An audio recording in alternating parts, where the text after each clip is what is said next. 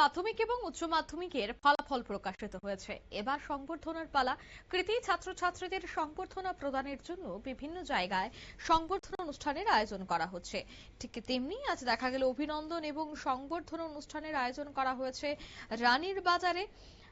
রানীর বাজারে এদিন দেখা গেছে গীতাঞ্জলি অডিটোরিয়ামে স্থানীয় বিধায়ক তথা মন্ত্রী সুশান্ত চৌধুরীর নিজ উদ্যোগে মাধ্যমিক এবং উচ্চ মাধ্যমিকের পরীক্ষায় উত্তীর্ণ পড়ুয়াদের সংবর্ধনা প্রদান করা হয়। এদিন সুশান্ত চৌধুরীর উদ্যোগে উচ্চ মাধ্যমিকে উত্তীর্ণ ছাত্রছাত্রীদের অভিনন্দন এবং সংবর্ধনা অনুষ্ঠানের আয়োজন করা হয়। এদিনের এই অনুষ্ঠান থেকে মন্ত্রী সুশান্ত চৌধুরী কি বলছেন শোনাবো।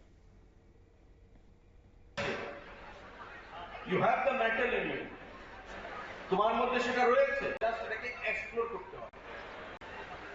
পরিশ্রম করো, চেষ্টা করো পজিটিভ ডিরেকশন নিয়ে। যেটা স্বামীজি বলেছেন, take risk, if you succeed you will live, if you fail you will die. জীবনে রিস্ক নিতে হবে। রিস্ক নেওয়ার অর্থ এই নয় যে মোটর বাইকে চেপে 5 জন বসে 4 জন বসে হেলমেট ছাড়া আমি 100 কিলোমিটার স্পিডে আমি চালাবো, আরেকজনকে ধাক্কা দেবো। রিস্ক নেওয়ার অর্থ এটা নয়। রিস্ক নেওয়ার অর্থ এটা নয় 3 তলা বিল্ডিং থেকে নিচে লাফ দিয়ে পড়বো, এটা রিস্ক নেওয়ার অর্থ নয়। ক্যারিয়ারকে নিয়ে আমার রিস্ক নিতে হবে, পজিটিভিটি নিয়ে, তবেই আমি জীবনে সফলতা আসবে। একবার নাও আসতে পারে, বারবার চেষ্টা করো, আসবেই। এটাই পৃথিবীর নিয়ম। অনেক মানুষ রয়েছে যারা আইএস দেয়, প্রথমবার পারে না, প্রিলিমস ক্লিয়ার করে তারপর আর গিয়ে পারে না।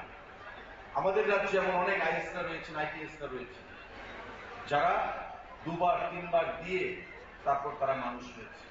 টিসিএস সিভিল সার্ভিসে যারা অনেকে রয়েছে, 2বার 3বার দিয়ে সিভিল সার্ভিস ফাইনালি ক্র্যাক করেছে। আব্রাহাম লিঙ্কনের গল্প আমরা জানি সবাই। আপনারা শুনলেন এদিন মন্ত্রীর বক্তব্য। তিনি বলছেন যে সাহস নিয়ে এগিয়ে যেতে হবে।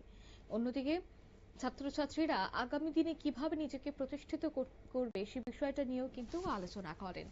উচ্চ মাধ্যমিকের পরীক্ষায় যারা ভালো নম্বর পেয়ে ফলাফল পেয়ে উত্তীর্ণ হয়েছে তাদেরকে সংবর্ধনা প্রদান করা হয় এবং এই সংবর্ধনা পেয়ে উৎসাহিত ছিল পড়ুয়ারাও। নিয়ে নিচ্ছি ছোট্ট একটি বিজ্ঞাপন, বিরতির সঙ্গে থাকুন।